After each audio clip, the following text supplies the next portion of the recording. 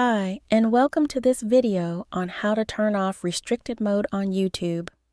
First, head over to YouTube's main page at youtube.com. Once you're there, click on your profile icon in the top right corner. Scroll down and you'll see an option labeled Restricted Mode. If it's currently on, go ahead and toggle it off. By turning off restricted mode, YouTube will stop filtering out potentially mature or inappropriate content based on Google's criteria. When restricted mode is on, personalized recommendations are more filtered.